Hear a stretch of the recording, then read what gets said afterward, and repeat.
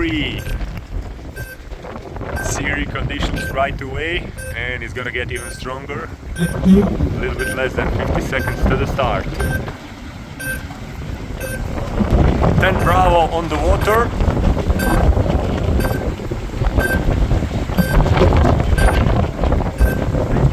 A little bit less than 30 seconds to the start.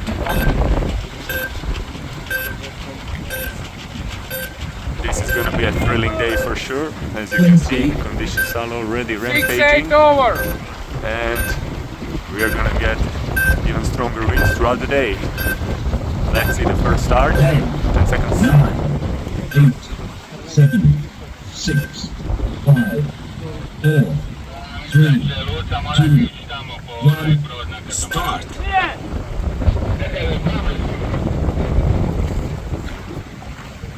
Clear start. Let's go. Let's check how the sailors will tune their capabilities from B to Series now.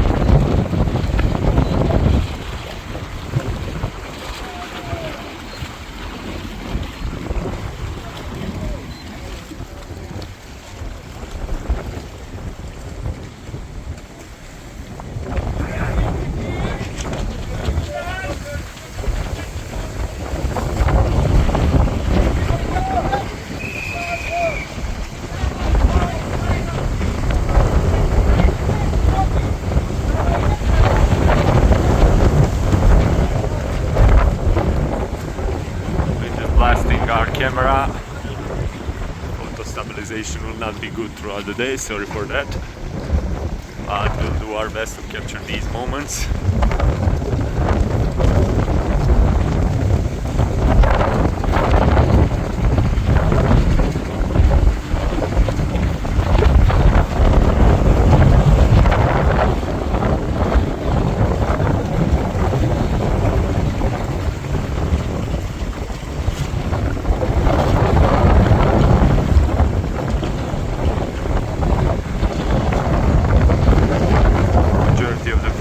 Outside, as you can see.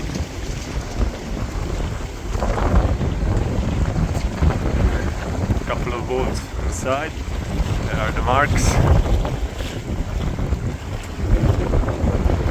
Seems like 3-0 is currently leading the charge.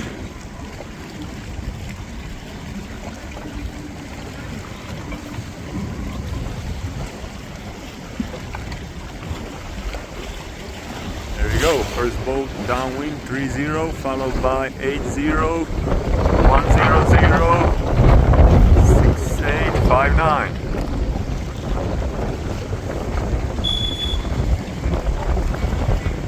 3-4 got penalized. There's one boat which went to the other side.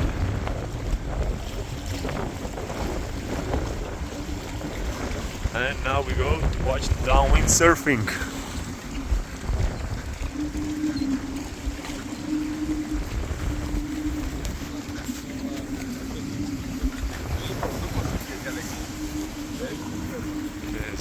Sailors often have to run a little bit to catch the IOM's downwind.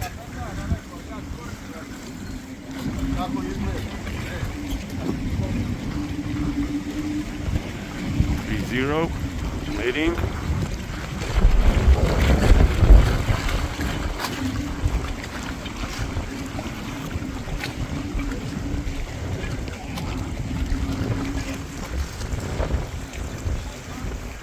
Inside, followed by the rest of the fleet.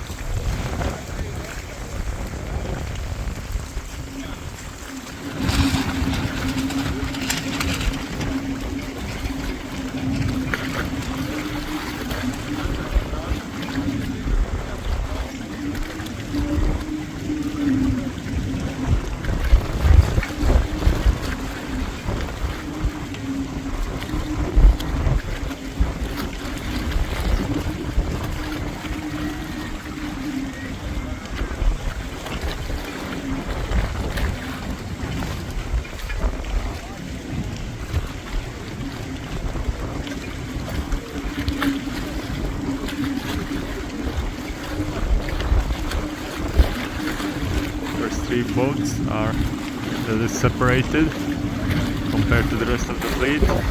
Now everybody tacking, and almost whole fleet is advancing upwind.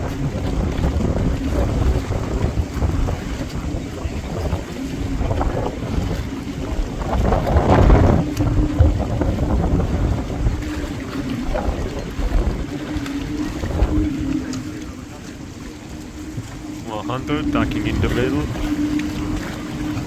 80 following his suit, 30 remained his previous tack, and now he's also switching. There's 68 all the way up, tacking as we speak. 59 is gonna push in front, it seems, yes.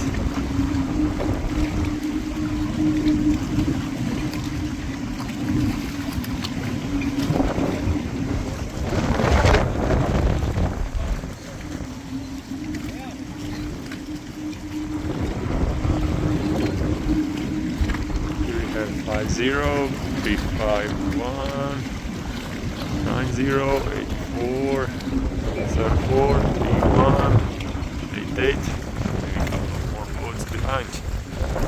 Let's check the upwind length as soon as possible.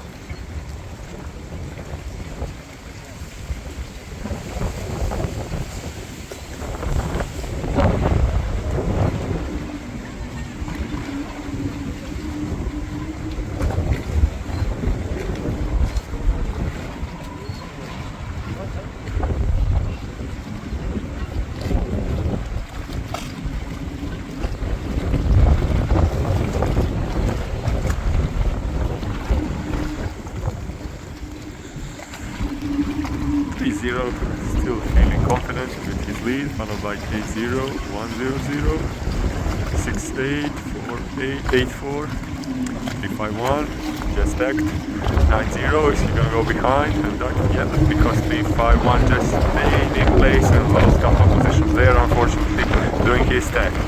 It's not easy if you catch a wrong gust while tacking and wave pushes you.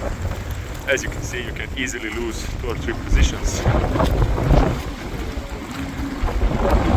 3-0, Ante Kovačević, Sailing Club Zenta, going downwind, avoiding the whole fleet, not risking anything because there's still nobody going downwind after him, which means he has plenty of time and he doesn't want to risk anything.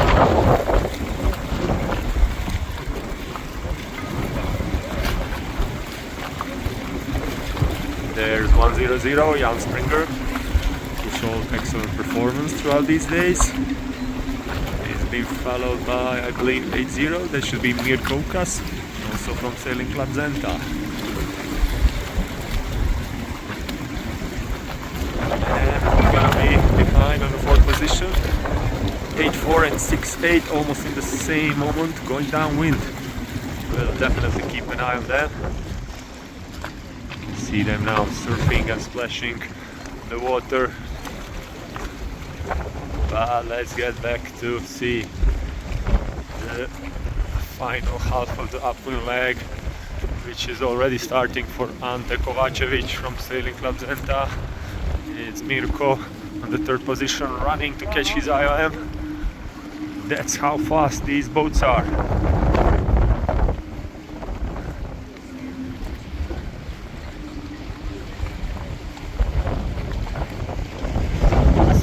Czech Republic surfing very nicely downwind.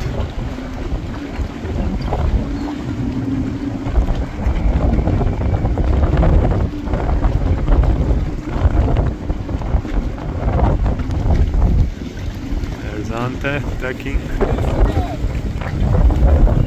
Most likely he will be able to finish with a single tack over there, but we will see. This is the interesting situation we will look, as we said, 100 and 80.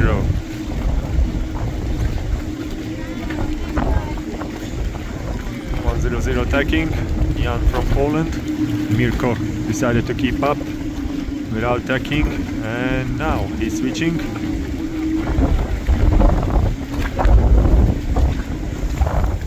Here's Ante avoiding the whole fleet downwind. Smart move, no risks over there for him. He's clear now to finish. Let's get back to the duel between Jan and Mirko.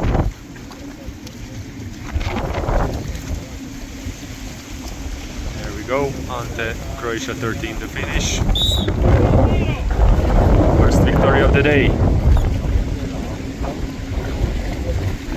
Interesting situation is that this is the first test for the new Beast prototype in these conditions. So we'll see the end results, stronger winds as well. There is 8-0 towards second place. Nicely sailed by Mirkokas. And he's being followed by Speaker.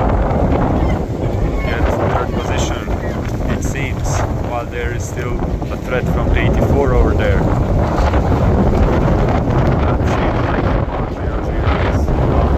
Finish. There we go. 8-4 having issues with tag. And that means 6-8 is advancing, which means 6-8 will steal his position over there, just in front of the finish line. That was an unfortunate tag for 8-0. There we go. Robert Grubisha stealing the place there. 8-4 finishes. Now we have 5-0, I believe, yes, from Sweden, and 7 from Hungary. And let's see who will finish first. 59, Pesic from Croatia, or 90 Norway, or Nostray. And 9-0. 5-9. Again, couple of 3 boats close to each other, but Montenegro takes beautifully over there and just goes in front of everybody. 8-8. And there is 147. Will he be able to finish in front? 147. 351. And finally we have 3 more boats. I think that's 31 Hungary, roughly 91 Sweden, and here we have 1 more boat which I'm not able to see. 777. Yes, that is 777. There's 31 finish. Racing course is going to be adjusted, which is why the boat is going to do that in the upwind marks. There's 9-1, so to be finished. And Hungarian sailor 777 will be on the last position in the first race of the day. Bravo! Alright! Sailors are warming up already for the next one. Let's go. Here we are, race 10, Charlie on the water, a little bit less than 60 seconds to the start. 50.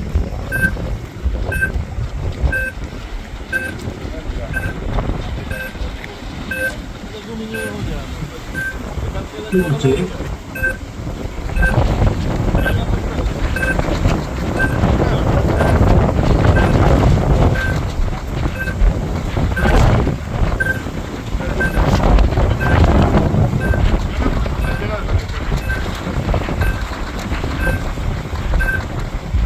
20.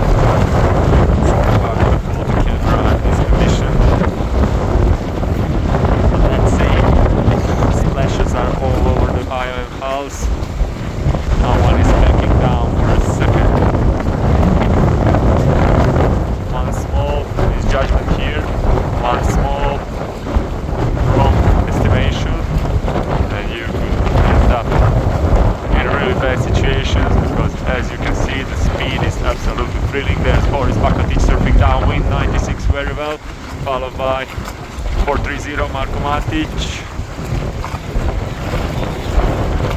2-1 Italy, 114, 44, 30, 2-3 and couple of other boats. Let's see the situation. Downwind, this is so much thrilling to watch and enjoy this final day of Rogoznica.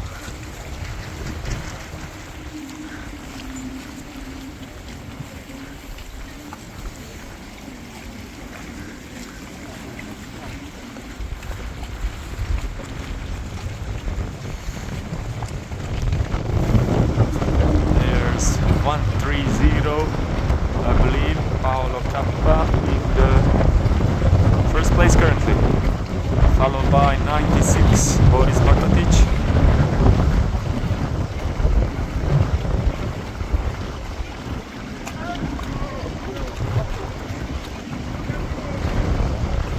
Unfortunately, seems like there are some malfunctions with first boat. Very unfortunate situation for him.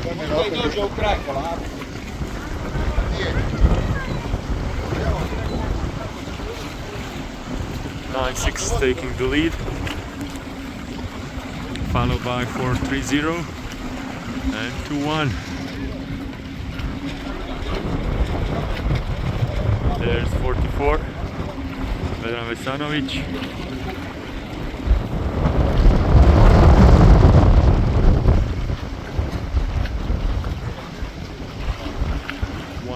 Four.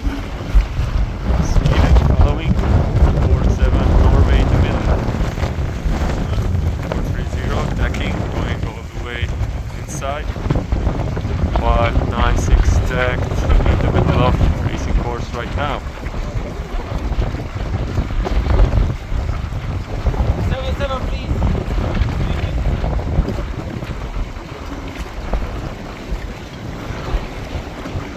4-3-0 taking the lead here.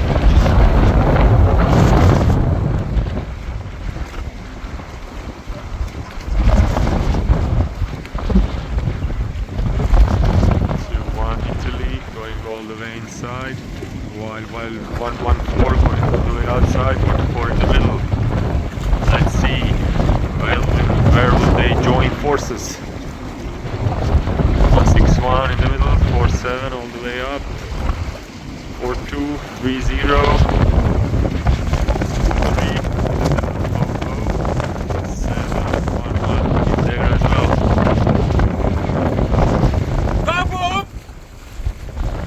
Couple of other boats.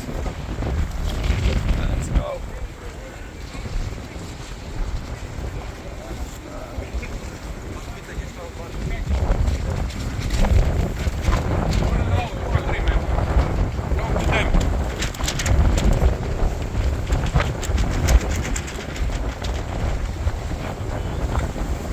Situation up is that 430 is still leading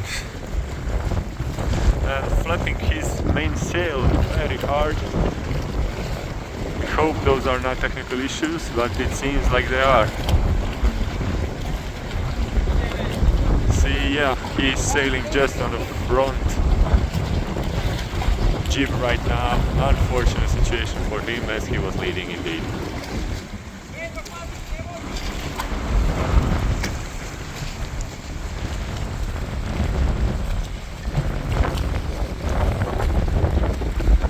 These strong wind conditions are very harsh, and if the boat is not in a perfect shape, technical issues can occur, of course. That seems like a loose sheet, main sheet.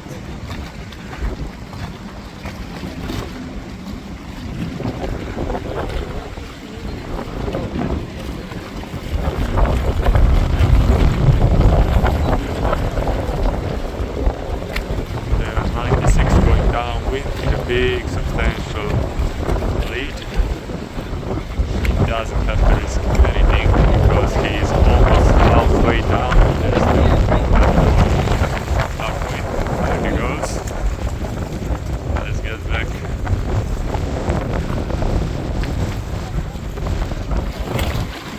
We're gonna go around the mark, 44. Grandmaster Vesanović. Great Grandmaster Marasović, I believe. 161 Norway. Just a little bit behind, but almost in the same position. And then Croatia 30, Italy 21, Sweden 114, Norway 47.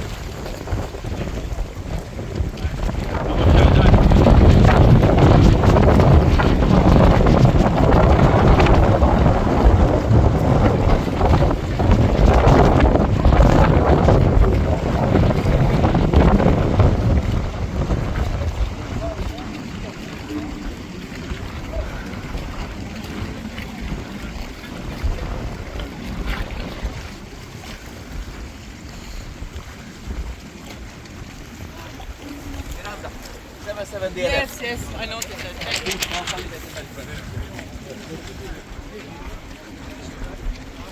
There's 96 tacking towards his victory, basically. But the interesting situation we are gonna follow is right over there. 4-4 on the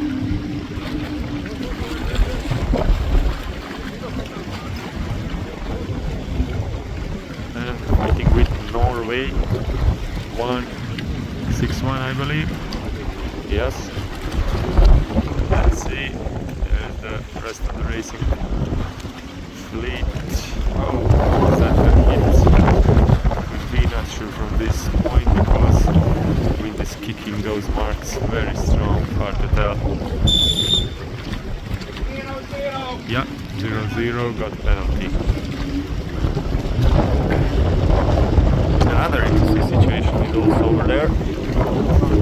Duel between 114 Sweden and 2-1 Norway. Keep an eye on both of those duels. There's 96 entering finish as we speak now.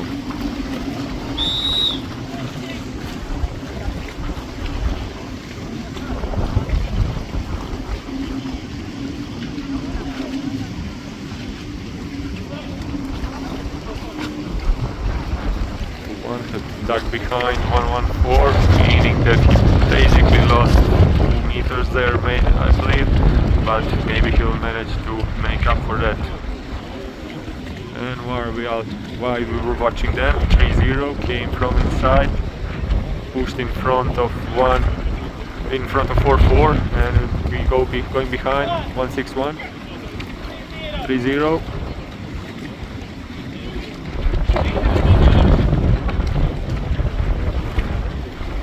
That's 4-4.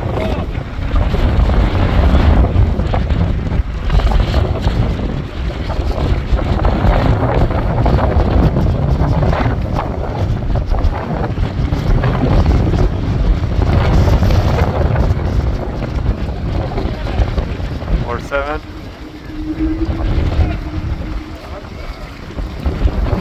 Got the line there. 114. 00 and 130, I believe. That's the 1, 2, 3, who's about to finish without anybody threatening his position. There's 711 and a couple of other more boats here. And we have the last one currently standing there. Not sure. Oh yeah, we also have 42 all the way down, and there's the rest of the fleet. And let's see, 5-3 in excellent position here. Finish in front of all of these boats there. In the middle of the racing course. There's a Woody,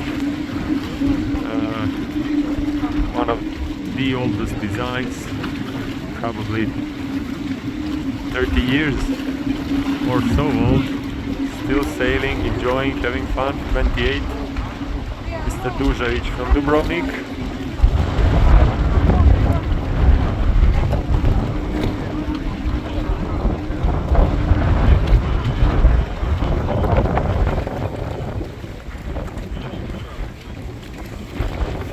Finished there and is going away already. Now we see 28 and 4-4 from Norway, we go behind him. And we see 42 who will be finishing in front of, I believe that sailor from Slovakia. I cannot see the numbers, maybe 19.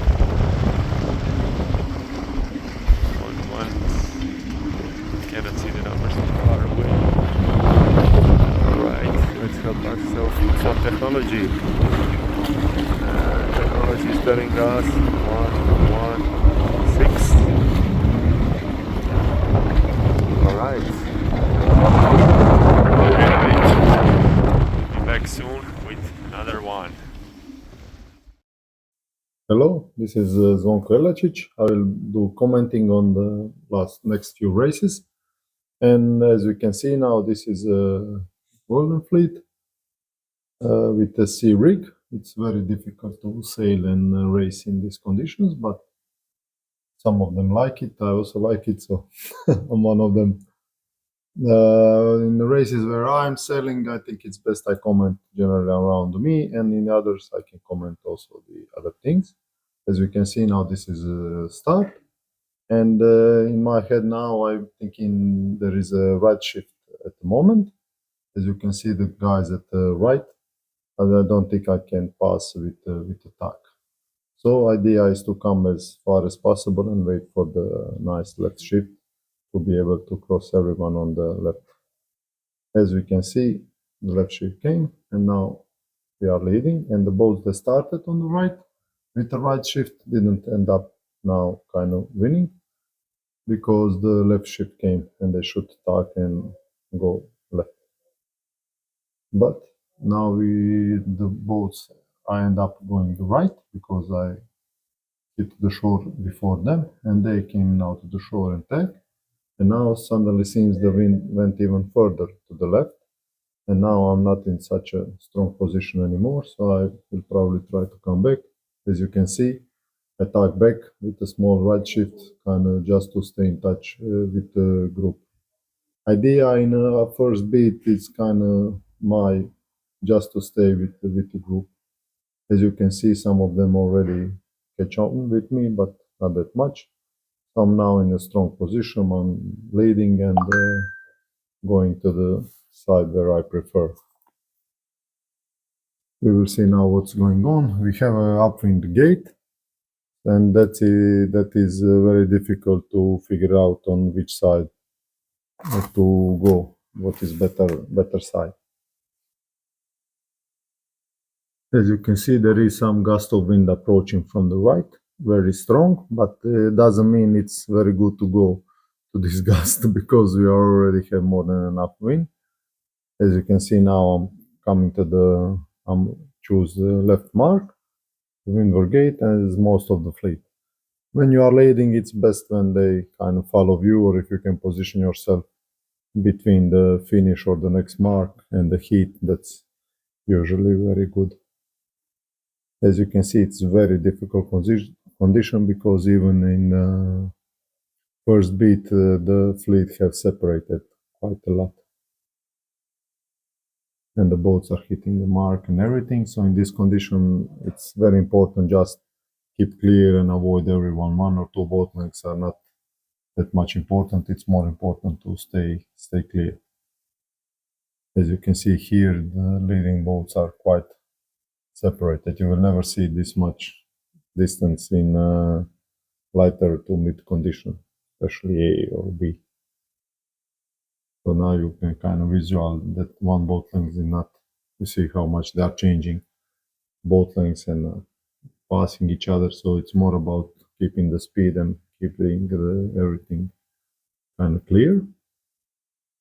And now we are approaching the gate. Most of them will probably go inside because the inside is proven to be, I would say, more secure. And we have one boat going outside. I think this is Bruno, the purple boat. That's our junior. As you can see, me and Marko Matic, the first orange boat, and the third orange boat, second orange boat is Ante. We all went inside. Then we have Bruno to keep an eye on and to compare did he gain from the other side or not. And you see I went quite in and two of them went even more inside. This is now the problem. When the gust hits you, you are actually probably slower than without the gust. So this might be a situation when it's better to avoid the gust. You see Ante, I think, went a little bit more further comparing to Marko, and he already gained on him. And we have now Mirko coming along, and Boris, the green boat from the left corner of the screen. And we have doesn't it? See, now Ante managed to pass in front of me and in front of Marko. So whoever tagged a little bit more sooner have lost. You can see on the left corner the purple boat trying to coming back to the inside, the left part.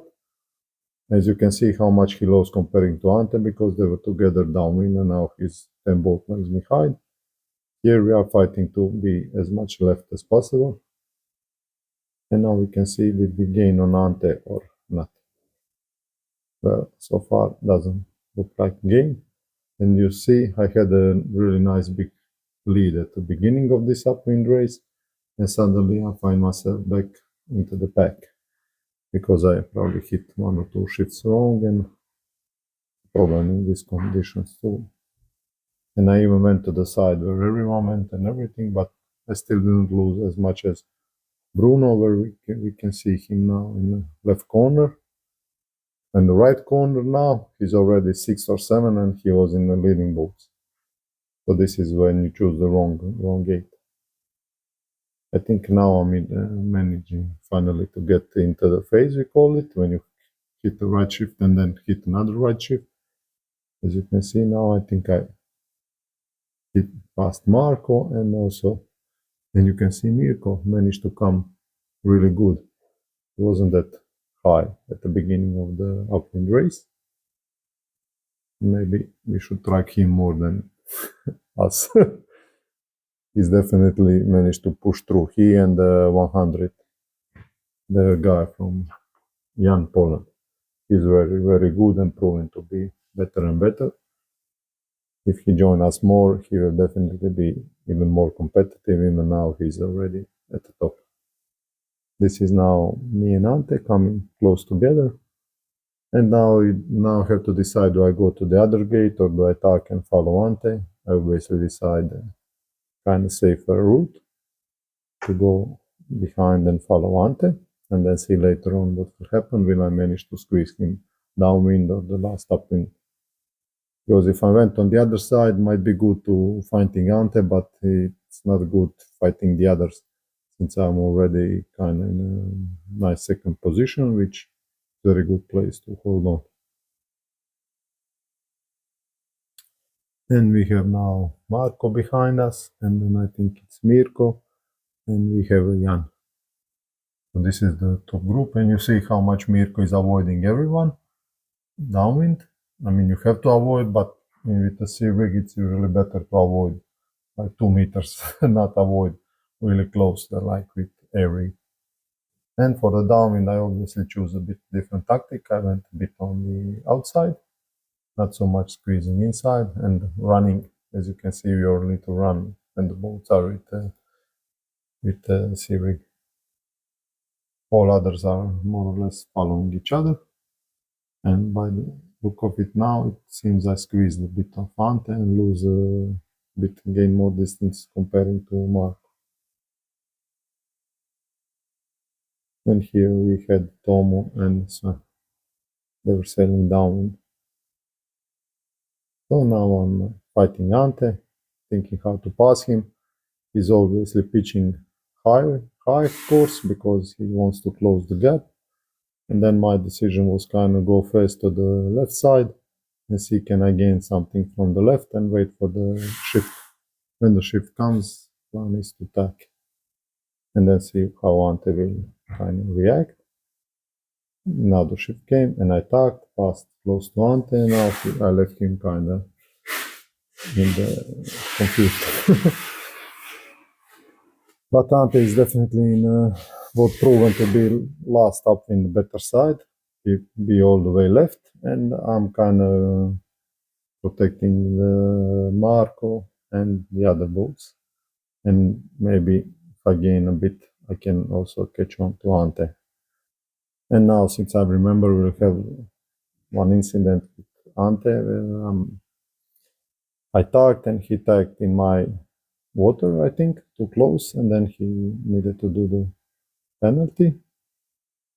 We have now the incident. I'm coming on starboard, he's tacking, and now we have discussion, was it too close or did I went head to the wind? But anyway, I couldn't continue sailing my course.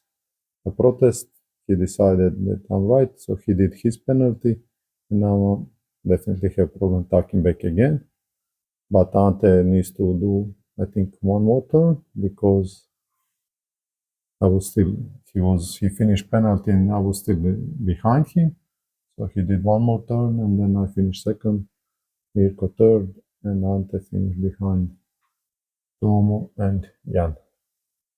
And we have Sven, which is one of the guys that's coming back to radio sailing. He's finishing behind. And we have now Boris and Odd from Norway. And this is Tomislav Basic, 85. And we have Matulja, 33. We have friends from Italy, 24.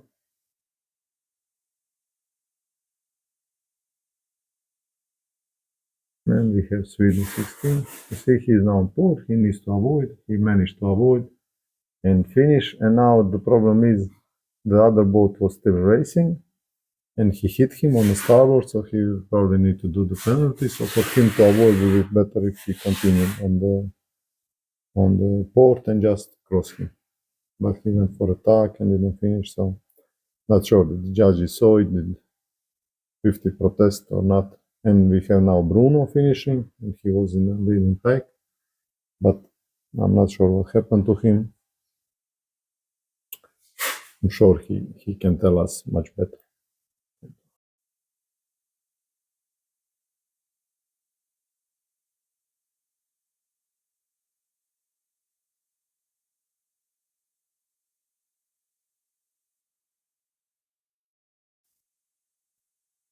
Hello again. This is now the silver fleet. Zvonko Jelačić commentating. We have 10 seconds to start. Now, idea is what you are thinking, how to get as much speed as possible to the start.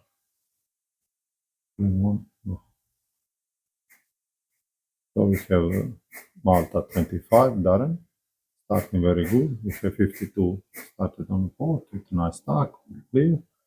He could have maybe continued a bit more, but now 84 pitching too much and hitting 52. And you see, even after a good start from the left corner, 25 didn't manage to get across.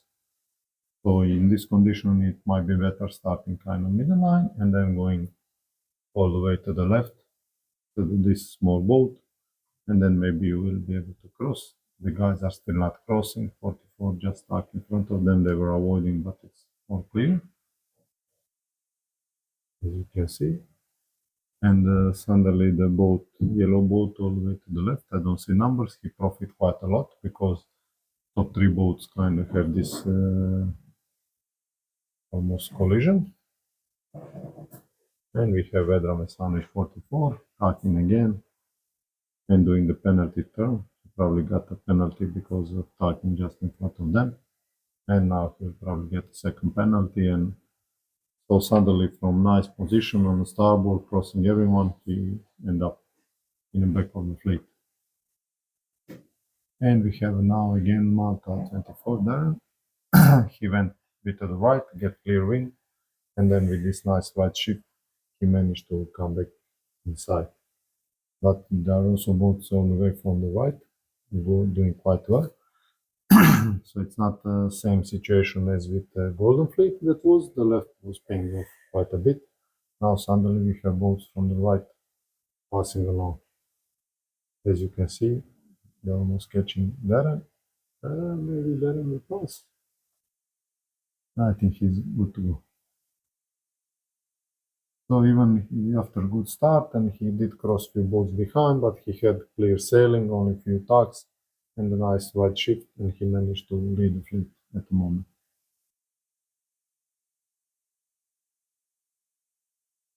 Now the boats are going downwind.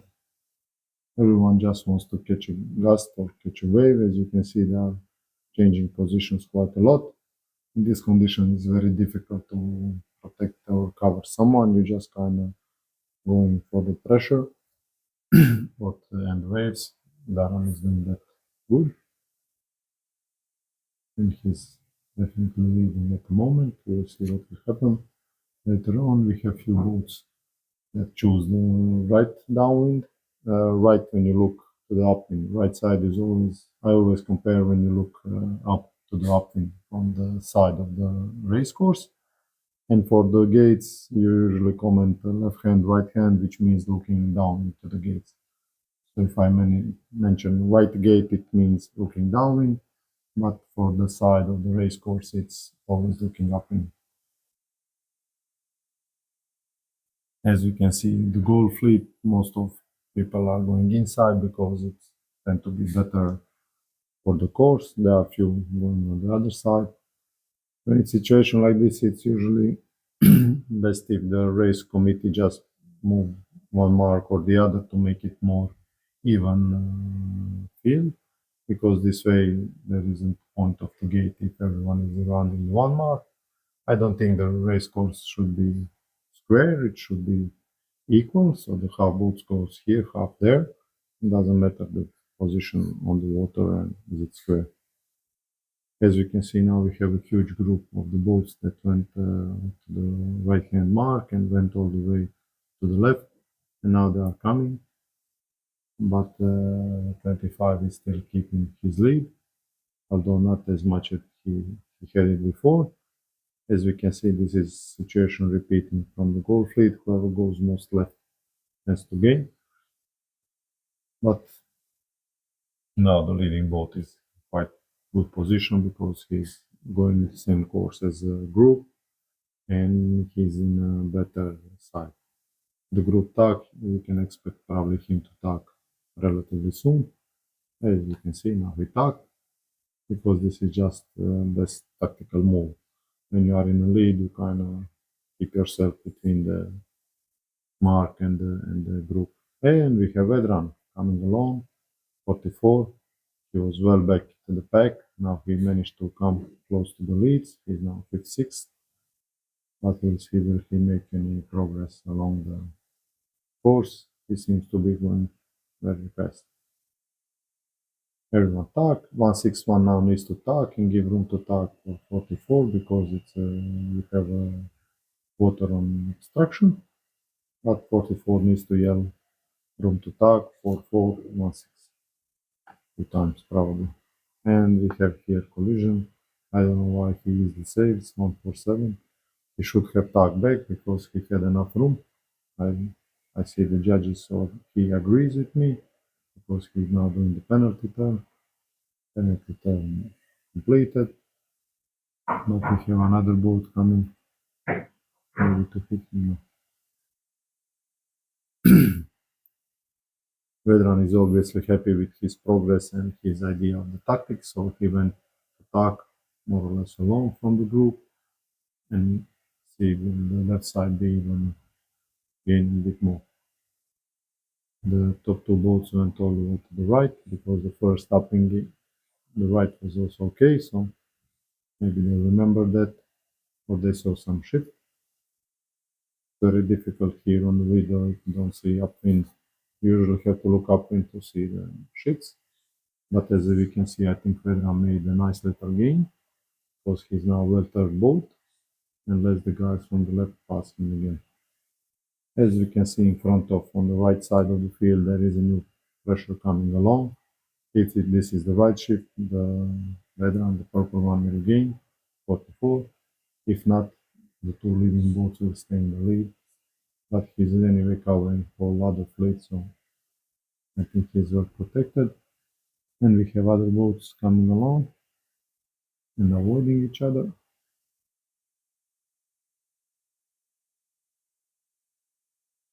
Yeah, he didn't gain nothing from the right. But he's still in contact. He didn't lose, didn't gain, so he stayed where he is. And now we have all this fleet. They are coming on starboard, so the guys going downwind have to avoid the boats going upwind.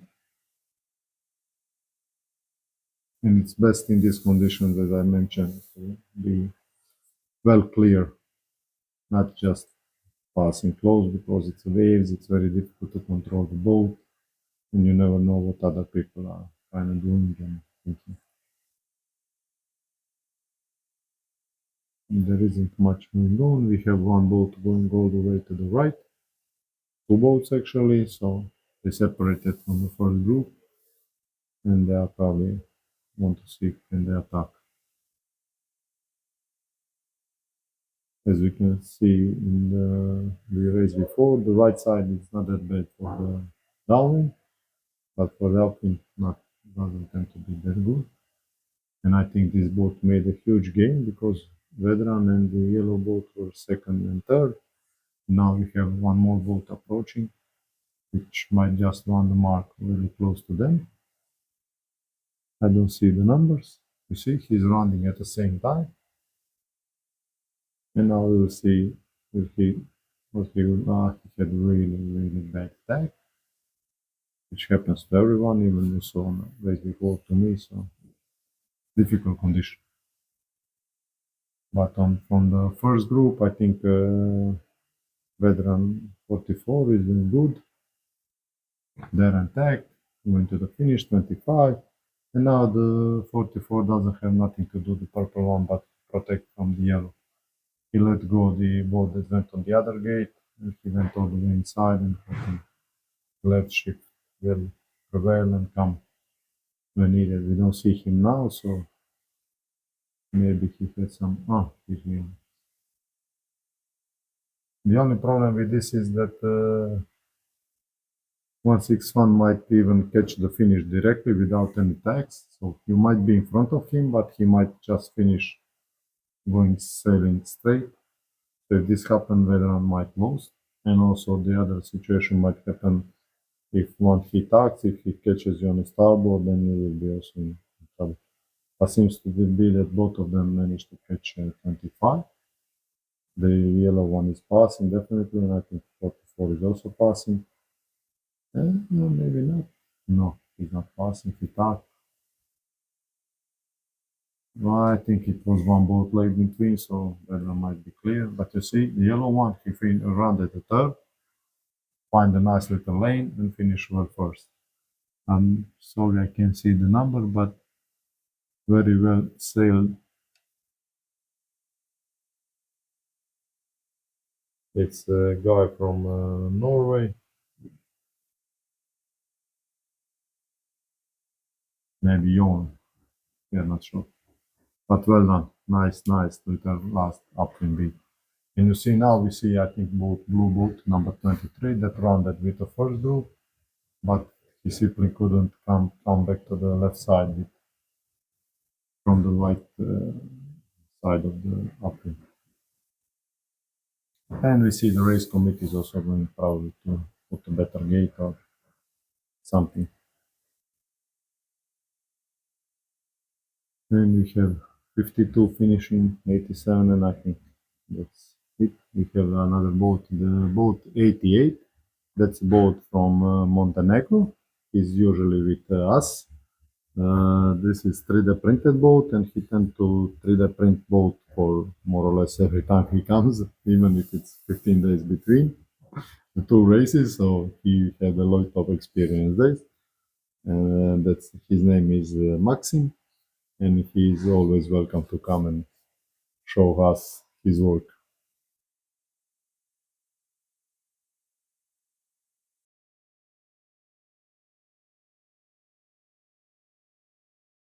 Hello, Zvonko is still with you. This is the start of the bronze fleet. We are 10 seconds to the start.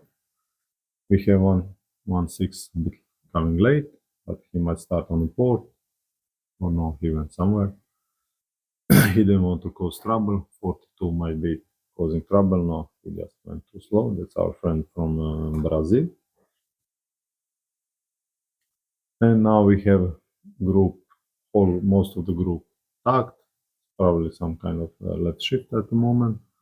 And we have a nice big collision between 244 and the yellow boat. The yellow boat should either slow down or tack, or if he wanted to duck well sooner, not in such a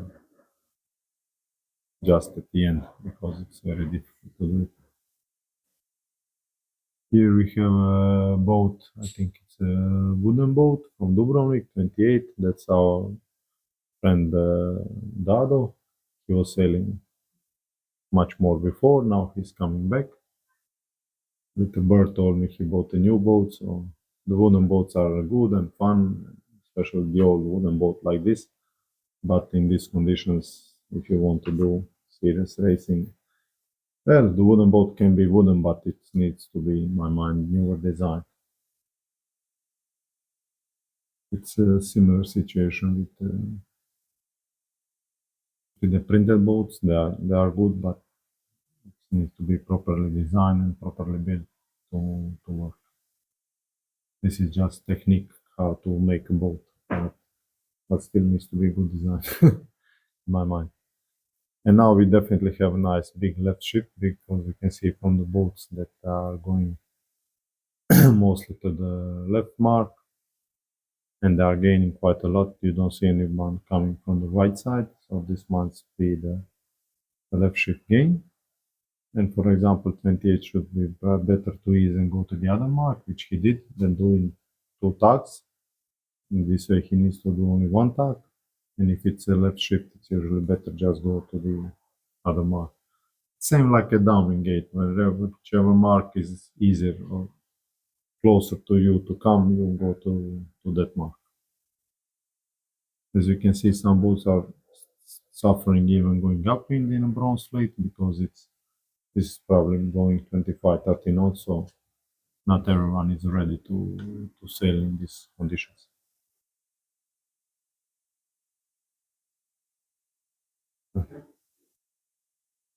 Sorry, I don't see the numbers, but you see even with sea rig are suffering downwind. And now we will, I think this boat decided not to race anymore, because he either had issues or something.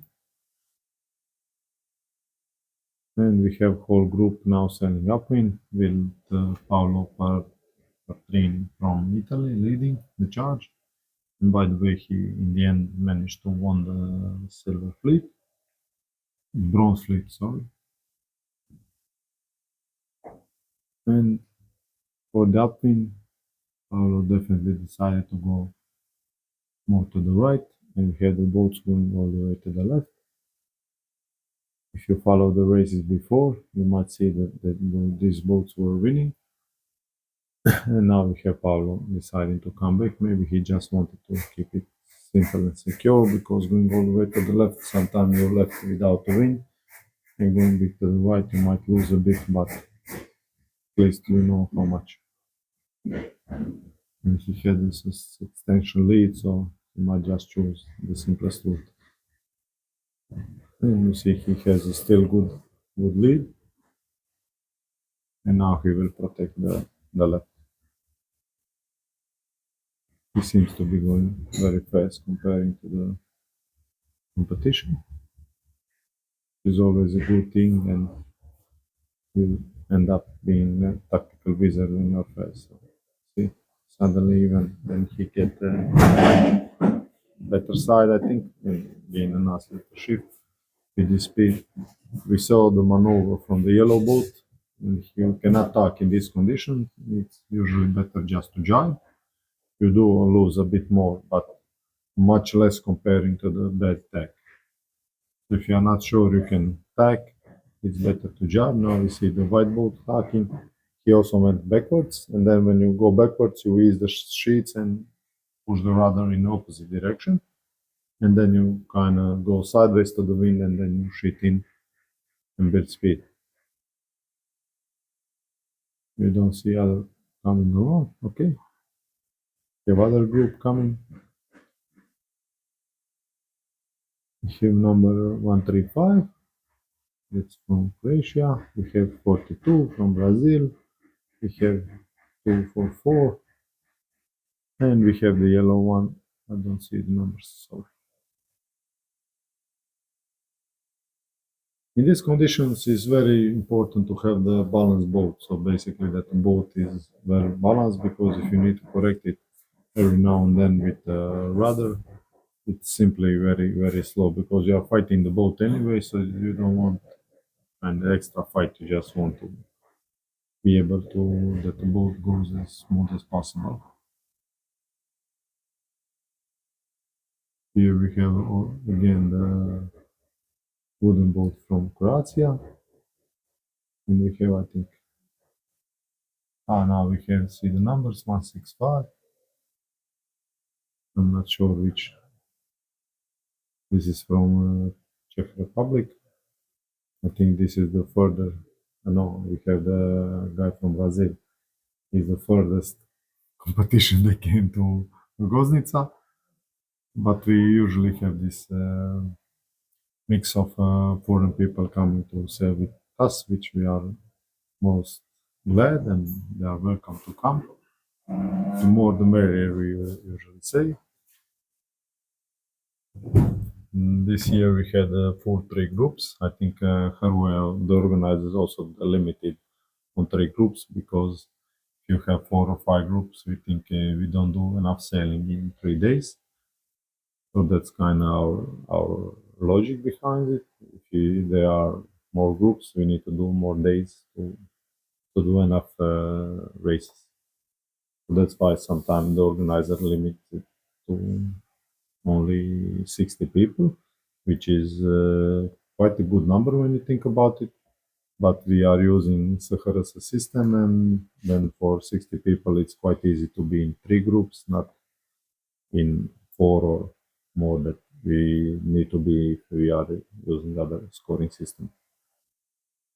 And I'm personally waiting to have a world championship with 100 boats in 5 fleets. I think that would be awesome. So, but we are still waiting on IOM to approve it, and then we can have really nice racing. The good thing is what we have to think about is the number of the boats in the water. So for our system, if you have 3 heats, you have 60 people, you have 20 boats on the water, and I think 21, 22 is a bit pushing too much on the starting line, and you have more collisions with every other extra boat. You have more and more collisions, and then it's not racing as per racing, it's more kind of just, I wouldn't say luck, but experience in avoiding trouble. In my mind, like 19, maybe it's even the optimum, but we can push 20, but all above that, I think it's too much boat at the starting line. Personally, don't mind it. I think I'm very good in avoiding contact, so I kind of usually gain a bit from it, but I don't think this is I want to race on shifts and not the race and hoping that I will do better in avoiding than the others. So that's my point of view anyway. The fleet definitely separated quite a lot. We see the Paolo Patrini will win this race quite easily because the second boats are still in the middle of upwind, so well done, Paolo. And this is Croatian yellow boat, 53. And we have two white boats coming along.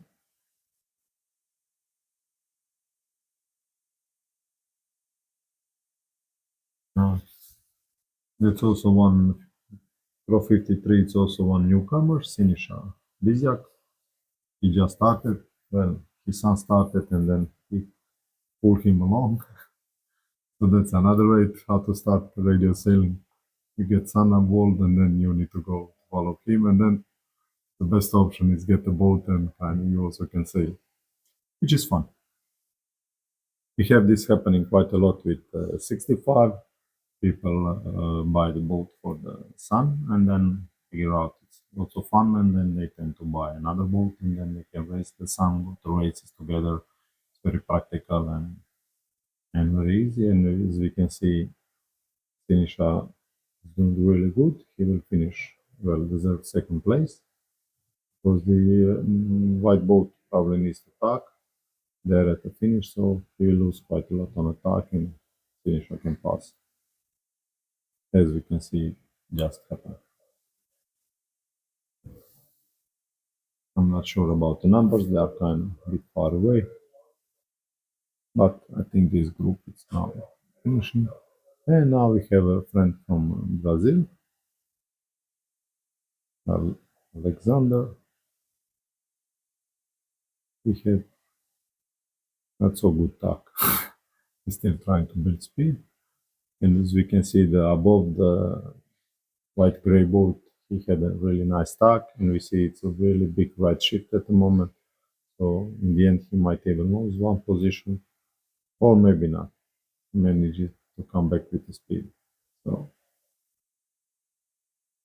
really nice. We see on the right, this is yellow boat. He just finished. He had some problem with the jib. Luckily, it happened in the finish and not during racing.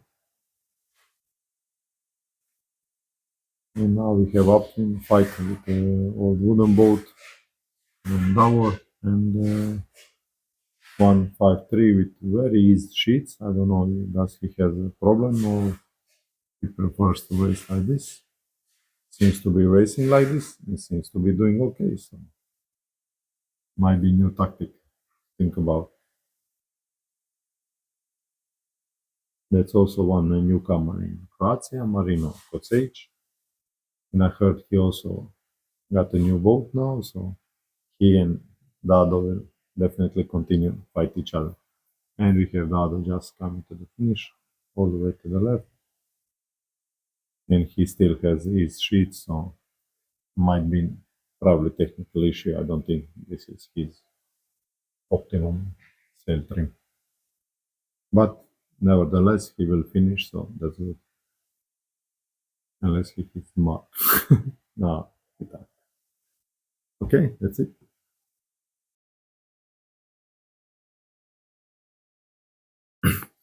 Hello, here we go again. This is Gold Philly, race number 2. And I remember this race, it's very fun, so you can follow me, I think. Because I was last, then I was second from, I don't know, 10% of the race. But you will see. My tactic is again the same, start and try to cross everyone on left. In port, since it worked last time, why it should work again. And now I just don't want to push to be all the way to the pin, because in these conditions it's not very good. For example, where it's 24, it's high risk, high reward, but I think it's too high risk. And we are now 8 seconds to the start. You see two of them are already kind of in problem. And they might even not catch a mark, and we have a start. As you can see, two of them didn't even catch a mark. And now I'm thinking how to attack and kind of try to cross everyone, but I have a boat on the starboard, so I can attack. I need to ask for water close to the shore. Okay, he avoid. I have 33, I need to avoid. Now I shoot it in and going up. And we have purple ball coming, and he hit me just at the bare end of the boat. So now the plan is to get a void and make a penalty turn. So I'm making a penalty turn complete, but he's still well behind. So I now probably think I didn't look where he was, now I'm realizing where he is, and I'm probably coming back to pass behind him. Yes, I'm coming behind him because he was damaged boat, and then I went for to come behind him, ask him, are we good now? He said good, so I continue racing full on. Now, since the left one was kind of paying off, I went all the way to the left comparing to the fleet. And at that moment, I'm kind of last boat because I passed behind the purple one, which is back of the fleet. And now we will see when we meet again. I think now there is some kind of a small right shift, or maybe not. I'm passing well already in front of him, and definitely I need to avoid all the boats on starboard, as I do, and going to the mark. But now there is a line of the boats coming along, and my idea is I'm only boat on a good shift, but I need to find a hole where to pass between them, which luckily this boat had a problem, so I find a hole. None of them are catching the mark, which I think is much closer, where Mirko is going, Croatian, and then I tuck and go to the dead mark, and suddenly find myself in the nice second place, which is kind of, in my mind, amazing because I was well behind after the start. Now I'm already well second. And we have other boats, but it's very gusty, it's very difficult to not hit other boats and so on. The rest of the race now idea is just kind of stay second because most of my competition is behind me. Mirko is there, but I think I have a few points advantage of him, and this is last day of the championship, so idea is not so much thinking how to win the race. The idea is much more how to think how to stay on the position. And we have a healthy lead comparing to the others, so that's why I decide to follow him and just kind of stay there. As you can see, the VC is also showing the excellent performance even in top series conditions. And we had the B conditions the day before and A top conditions, so it is a light wind boat, definitely, but still, when I was designing it, I still thought about how to be at least competitive in a strong wind condition. As you can see, the Mirko is keeping his lead quite hard. There are still boats going to the right, and we will see will they gain or not. Idea is, as I said, just stay on the second position. If Mirko makes mistake, ask him why not, but not thinking so much and risk too much to pass him. We have whole fleet now, and we have Marasović, European champion from Prelate. He's sailing 430. It's also K2, and as we know, they are very competitive and fast in this condition. So and we have from Poland 100. As you can see now, Mirko is going to the left, to better side, I think, but I'm kind of staying in the middle of the fleet and protecting to the fleet. In this position, I think more or less about the fleet, not so much about leading boat. The idea is to cover the fleet and cover Marco. He seems to be third now, so, and we know he can race very well, so And he's also fighting, I think he's closer to the points comparing to me if you look at Mirko.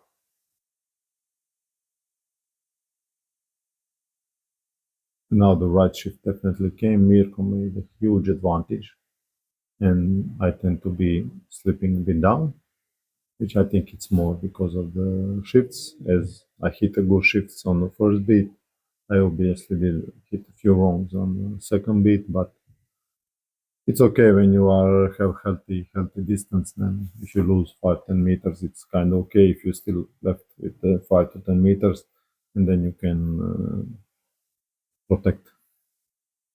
Sometimes it's even easier to protect when you are closer than when you are far away. And now the decision for me is, do I go to the other mark, which is easier, because I just go straight directly to the mark, or do I go to the mark where most of the boats are going and protect? And you see the Mirko also is the sheets and went to that mark. I obviously also thought it's much easier to come to there, although Marco is going to the other mark. But if you are sure in something that it's better, I usually go for it and don't think that at that moment too much about protecting. You see, Mirko did a really good upwind and then he lost everything on the mark.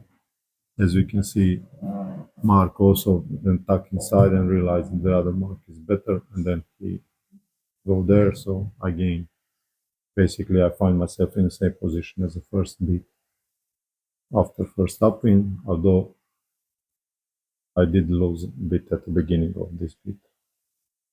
But choosing the right mark and do the proper maneuvers, as I always said, first you need to be able to sail and then you can race. We have Boris here coming along in a good position and Matulja 33. But as you can see, we went far way ahead. This usually happens in these conditions. Shifts came or the pressure came in the wrong time for someone and then he loses quite a bit. As you can see here, we have more or less similar situation like a first downwind. I would say maybe a bit more distance, but Marco did manage to climb back the ladders and he is now at the third position. He won the race before, so he must be happy with it. And now we are definitely just going to the finish. Here I probably decided to start a bit sooner to kind of put some pressure on Mirko. He's going to the better side, but you never know. And since the competition is far away, you kind of, well, you might risk it. I don't believe I will lose this much from going a bit sooner to the right. But I did open the chance to fight Mirko.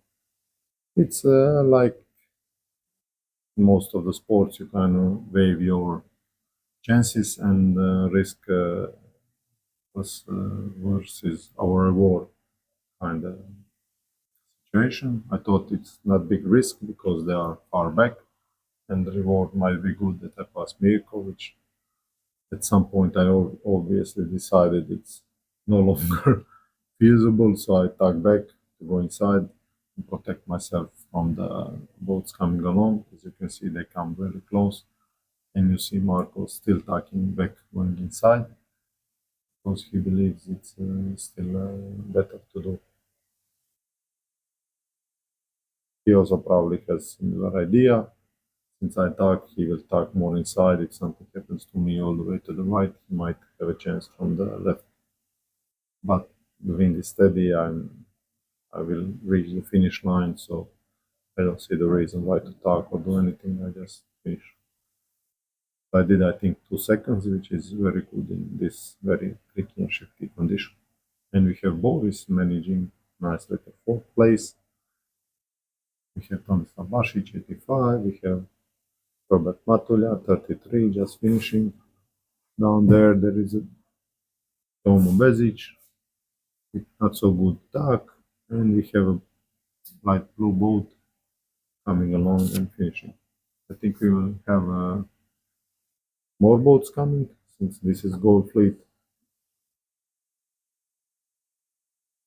Oh, we have 90, 74, They are approaching on the port, so they must watch out from the boats on the starboard.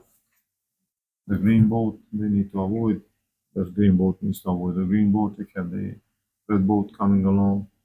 He also needs to avoid. And we have Jan not finishing so good as he did. He hit the mark before, so might be the reason. And we have the other boats now. They're separated. That's it from commenting.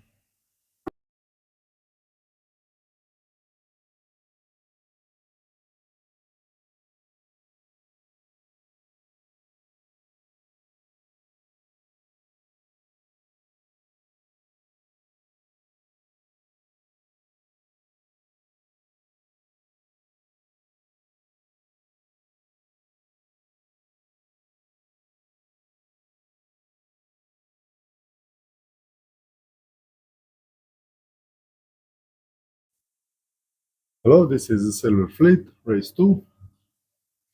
And here we go again. We have Hrvoje 7-1 fighting for the pin, I would say. We have 0-0, Pavo Biocic also fighting for the pin. As we see before, the pin is very risky to start, and I think most of them are too. Oh, we have a start already, so it's a clear start. And now the boats from the on the left pin are hoping for a left shift so they can tank and cross everyone. I think Hrvoje is doing a really good job. If he managed to cross yellow boat, he'll cross everyone. He didn't manage to do a good tag, so he needed to avoid 21. And now he has also a problem with the other boat, which is usually best just. He managed to stay clear. He tagged again because it's not a good position to sail next to 52 just windward of him. It's very difficult to use the sheets and build speed. And since we think the left one is kind of gaining, he had another boat, you see. Now he had tagged third time going to the left, and he will need to speed up and tag back. Now he didn't have speed, so he did a bad tag. And this all happened because he didn't manage to do the first tag really good and passed the yellow boat in front. So he needed to tag him, then he came to the other boat, and so on and so on. And this is why we say the handling of the boat is very important, and you should be able to tag and to jibe, and also then once you sort this, you can concentrate on your speed and then on the kind of tactic and racing. Here we have the first yellow boat that damaged, not damaged, but came on the starboard. It's going to the left side. And we have a Malta 25 going to the right side, but I don't think he will catch it. So in this condition, it's much easier to use the sheets and go really fast to the other mark than doing two tags, in my mind. So I think he made the correct call. I think this was the faster way for him to run the gate, windward gate. Sometimes the same situation came on a downwind gate. You are on one gate and then you see the big group piling up in front of you, then you kind of just go to the other gate. This might be not faster for you, but definitely easier and more clear. And then wait all the boats to run them up. Now it's very difficult to see where everyone are because they're similar color as the water. And Josip Marasović is a bit far away. He will now run, as we can see the guys on the right running along. In this condition, you need to run behind the boats because they are going faster than humans are walking, which in some other classes is even bigger issues because they are faster now. Here we have a situation where the orange boat was avoiding the boat on the port because he came to the zone, and once you are in the zone, it's more important who is in the zone than port and starboard. So the guy on the starboard needs to give water, the guy even that is on port, but he only needs to give him water to run the mark. He doesn't need to give him water to go wide around the mark and so on. If they are on same tags, for example on port, going to the right hand mark, then the guy underneath can take more room to run the mark because he has a lever situation rights and inside on the mark. Since we are shooting this in our workshop, we have compressor pumping air. Probably the painting of some boat have started. I presume it's a new piece for someone. We are just painting it, but we are still working on the molds to how to do the proper finishing and be really, really nice. We can do this as an announcement. The hulls, some hulls, skin of the hulls are already kind of made, but all other molds we are still working on it. As you can see, it takes a lot of time to make a really nice and proper boat. We have the first yellow boat now well lading, or maybe not so much. I think there is a boat coming from the right side. Looks like maybe even the right shift, because this boat was quite alone leading and protecting the left, which so far was really good, but suddenly doesn't seem so. So sometimes even the right came her way. And we have her way. He managed, I think, nice comeback. Now he has a boat coming starboard. Now he learned the lesson and avoid that, don't tug. And this is lucky situation that 47, I mean lucky for her way, that 47 hit the mark. Not lucky for, I think, Trevor Clem. Oh, we had a big collision. Almost. Okay, we now back from V52 is on starboard. This one also is on starboard but shaking. I don't know why 52 went back. And now he managed to separate those two. To be honest, I'm not sure who is right, who is wrong, because two boats were shaking on the starboard, and the boat came on the port and hit him. So I would say probably the guy on the port. But we should watch this from the beginning to be able to see who is right, who is wrong. I don't see anyone doing the penalty turn, but I understand for the judges, if they didn't see it or they didn't see it from the beginning in these conditions, it's very, very difficult to do the proper calling. But that's why we have a protest, and you can go to protest and see if you feel, well, basically, if you feel damaged, you can go to protest and ask for either redress, or you can, by the new rules, I must say the redress is getting more difficult and difficult to gain, but at least you can disqualify the guy that hit you, if you are right. As we can see, the guy that went to the right, now it's leading very well, quite well. And we have now, it's 161. He's doing a really nice lead. It's John from Norway. And we have the other yellow boat. As you can see, not every time the same boats are leading or winning, which is very good, because that means that system is working and the boats are together in a similar level of sailing, which is what you want. In the end, you want to race against guys that are similar to your level. I know sometimes people are not happy in the fleet where they end up, but generally you end up where is your level at the moment. Doesn't mean you cannot progress and be better, but at the moment you are where you are. Sometimes you can be unlucky, but since you do a lot of qualifying races, I don't think you can be unlucky 8 times. It can be 1 or 2, but you discard that. So in the end, what we found out that the guys that end up in silver fleet tend to, your bronze fleet, tend to like it, because especially the guys that are kind of in between for the fleets, because they usually sail too much races. They go up and down all the time, and this way they are kind of sailing same amount as all other, and they enjoy leading the fleet and winning the races from time to time. which we have a big collision on the downwind gate. There was a yellow was on port, the white one was on starboard, and now we have a boat that was sailing upwind, maybe touching them, maybe not. But as I mentioned before, definitely the guy that's on, even if you are on starboard, the guy was inside. But even if they are not in the zone in this condition, it's better to avoid and then protest if you feel like that you had a right. But definitely avoid the contact, because it will just damage the boat, and then you might not even lose this race. You might lose even more races later on. Yes, the first one already finished, the IOM, and now we have, I don't see the numbers, yellow boat, but maybe the Fabo 00 will manage to pass through. For me, it's easier to comment on Croatians because I know the numbers and the names.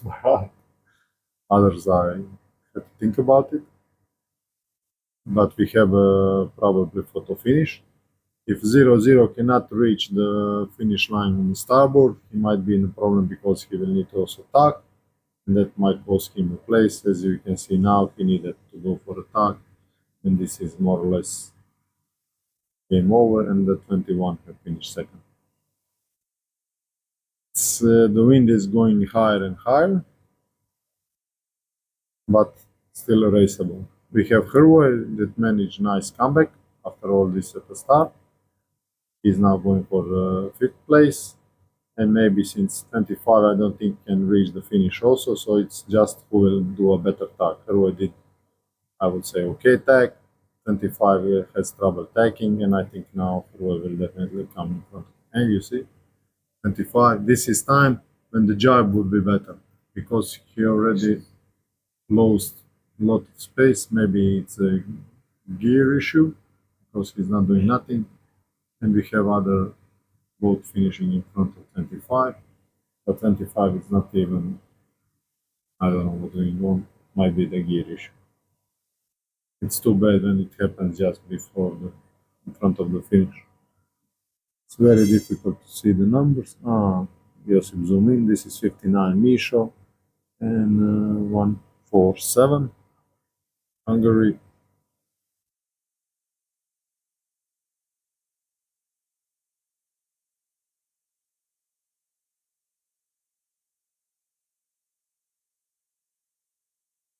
And now we have the boats that had the collision, the red one, and it's not pink, but it's almost pink. And 23, I think he was also in that collision. So you see how much they lost with 25 managed to do the jibe or something, and now he's going for a finish, or maybe he just catch it with a hand, tack it and let it go just to pass the finish. In our class this is also allowed, not many of them use it, but it's okay. Even during racing you can take the boat, tune it, and put it back into the water, or get the grass out of it or something, beton sheet or whatever.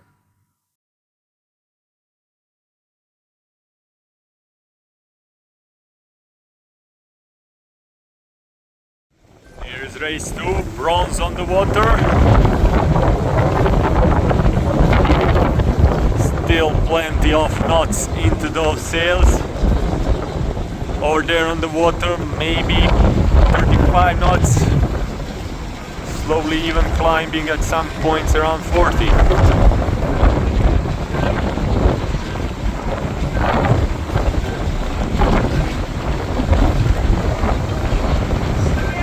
Clear start.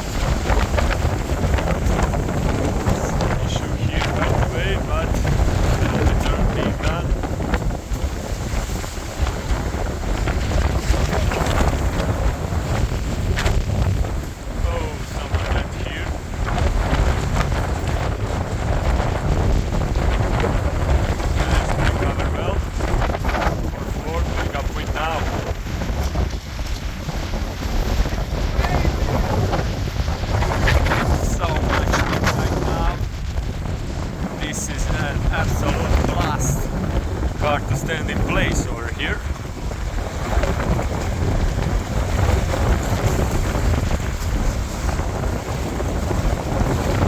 Let's see who are the ones who are among the first.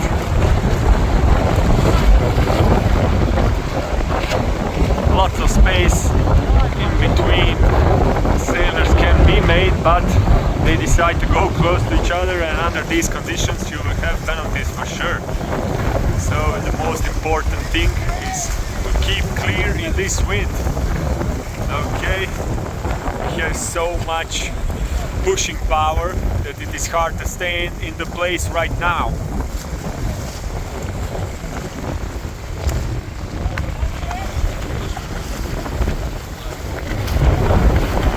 Here's another contact, and I think that Jib is gone now.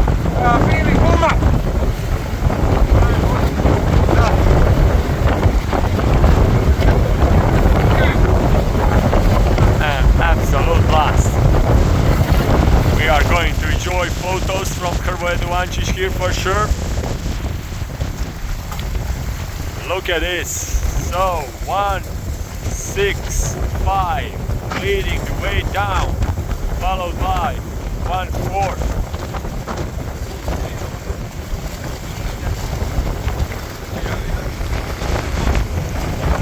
Just look at that.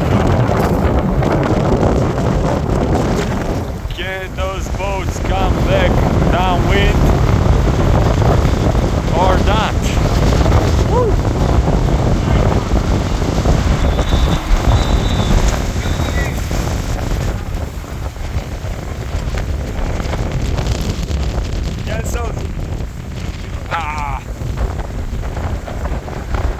And we measured 38 knots of power. Oh my, 38 knots of power, you saw that.